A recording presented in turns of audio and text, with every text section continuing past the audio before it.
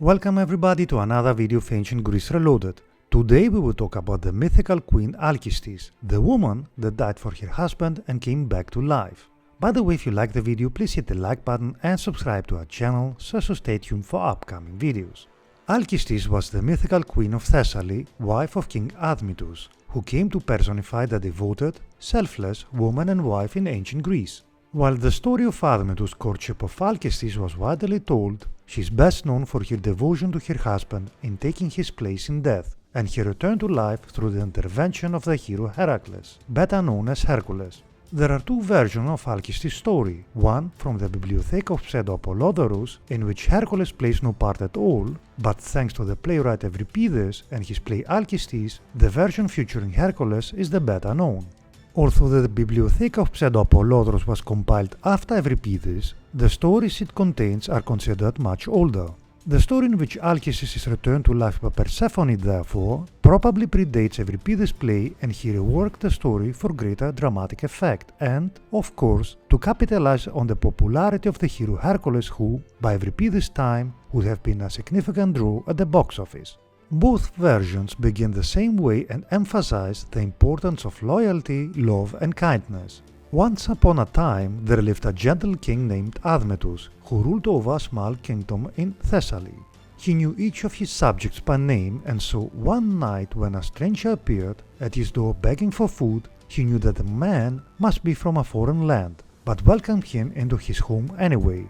He fed and clothed the stranger and asked him his name, but the man would give no answer other than to ask Admetus if he could be the king's slave. Admetus had no need for another slave, but, recognizing the man was in distress, took him on as a shepherd for his flocks. The stranger stayed with Admetus for a year and a day, and then revealed himself as the god Apollo. He had been sent to earth by Zeus as punishment and could not return to the realm of the gods until he had served a mortal as a slave for a year. Apollo thanked Admetus for his kindness and offered him any gift he desired, but Admetus said he had all he needed and required nothing for what he had done. Apollo told him he would return to help him whenever he needed anything in the future and then vanished. Not long after this, Admetus fell in love with the princess Alcestis of the neighboring city of Iolcus. Alcestis was kind and beautiful and had many suitors, but only wanted to marry Admetus. Her father Pelias, however, refused Admetus' request for her hand and stipulated that the only way he would give his daughter to him would be if he rode into the city in a chariot pulled by a lion and a wild boar. Admetus was despondent over the situation until he remembered the promise of Apollo. He called on the god who appeared, wrestled a lion and a boar into submission, and jocked them to a golden chariot. Admetus then drove the chariot to Iolcus, and Pelias had no choice but to give him Alcestis in marriage. Apollo was among the wedding guests and gave Admetus an unusual gift, a kind of immortality. Apollo told them how he made a deal with the fates who governed also that, if ever Admetus became sick to the point of death, he might be well again if someone else would volunteer to die in his place. The couple lived happily together for many years, and their court was famous for the lavish parties. But then, one day, Admetus fell ill and the doctor said he would not recover. The people of his court remembered the gift of Apollo, and each felt that someone should give their life to save so kind and good a king, but no one wanted to do so themselves. Admetus' parents were old, and so it was thought that one of them would volunteer, but even though they had only a short time left on the earth, they refused to surrender it. None of the court, nor any of Admetus' family, nor any of his subjects would take the king's place on his deathbed, but Alcestis did. At this point, the two stories diverge. In the older version, Alcestis agrees to take her husband's place and dies. Her spirit is let down into the underworld by Thanatos and presented to Queen Persephone. Persephone asks who this soul is who has come willingly to her realm, and Thanatos explains to her the situation. Persephone is so moved by the story of Alcestis' love and devotion to her husband that she orders Thanatos to return the queen to life. Alcestis and Admetus then live happily ever after. Hercules and Alcestis. In the version popularized by Euripides in his play Alcestis, however, Hercules plays the pivotal role in bringing Alcestis back from the dead.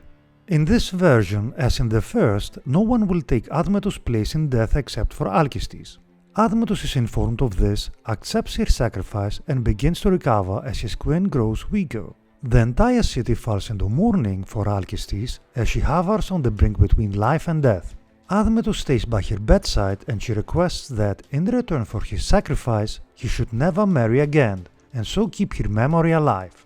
Admetus agrees to this and also swears he will never throw another of the parties again, nor allow any merrymaking in the palace once she has gone. After these promises are made, Alcestis dies. Hercules was an old friend of the couple, and he arrives at the court knowing nothing of Alcestis' death. Admetus, not wishing to spoil his friend's arrival, instructs the servants to say nothing about what has transpired, and to treat Hercules to the kind of party the court was known for. The servants, however, are still upset over the loss of the queen, and Hercules notices that they are not serving him and his entourage properly.